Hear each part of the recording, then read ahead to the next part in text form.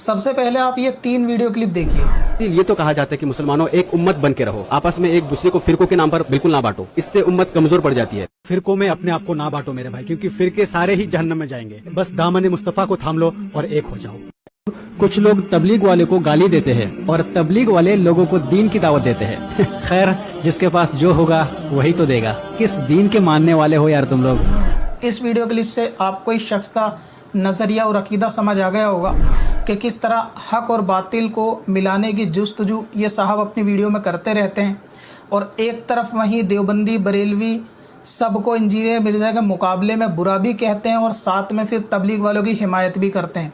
मतलब जिसके जिस तरह से व्यू हासिल हो जाए उसके व्यू उस तरह से ले लेने चाहिए। अब सबसे पहले आप ये वीडियो क्लिप देखिए। क्या बरेलवी, देवबंदी, अहले हदीस सारे फिरके इंजीनियर मोहम्मद अली मिर्जा के सामने हार मान लिया? क्योंकि ये सारे फिरके चाहते थे अली मिर्जा के साथ मुनाजरा हो जल्द से जल्द, पर जब आमना सामना करने की बारी आई तो ये लोग आए ही नहीं। ये क्या बात हुई? अब तक तो सारे फिरके यही कहता आ रहा था ना कि ये शख्स गुमराह है, काफिर है, पता नहीं क्या क्या दज्जाल है। पर आज जब यही शख्स आप लोगों के साथ बैठ के सामने से बात करना चाह रहे हैं, तो अब आप लोग क्यों नहीं तैयार हो रहे? ये बताइए पहले। नहीं नहीं नहीं नहीं, यहाँ बात कुछ और है। अब लोग उतना भी बेवकूफ और भोला भाला नहीं रहा। एक शख्स कुरान और हदीस की बातें बता रहे हैं और दूसरी तरफ कुछ लोग अवाम को कहानी शरीफ बताने में बिजी है। तो अब आम मुसलमान किसे फॉलो करेंगे, किसके पीछे चलेंगे? बताइए जरा। पीठ पीछे सिर्फ चिल्लाते हो, गाली देते हो, दज्जाल, मुनाफिक, काफिर, ना जाने क्या क्या कहते हो, और सिर्फ इतना ही कर सकते हो। यही औकात है? नहीं मुसलमानों, अब आप ही लोग।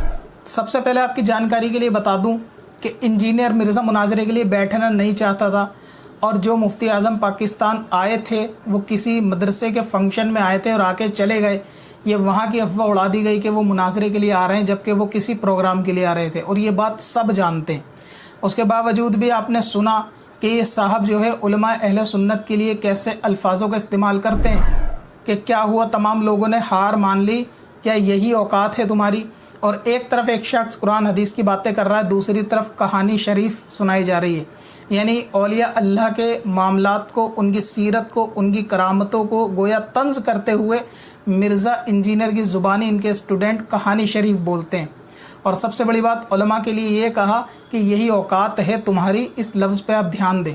इससे मालूम चला कि ये शख्स आला दर्जे का सुलह कुल्ली है कि जो ना इधर है ना उधर है, थाली का लुढ़कता वो बैगन, कि जो इंजीनियर मिर्ज़ा का बज़ाहिर स्टूडेंट है लेकिन व्यू के लिए कभी जमातियों की हिमायत, कभी व्यू के लिए मिलादुन्नबी के जलसे के ऊपर अपना तबसरा, ये इन साहब की पुरानी आदत है। अब हम इस वीडियो में थोड़ा समझेंगे कि यही औकात है तुम्हारी किसी उलमा के लिए, आलिम दीन के लिए कहना कैसा है, उलमा इकराम की शरीयत के अंदर क्या फ़जीलत है। और ये साहब जो तमाम को एक होने, उलमा का दीन और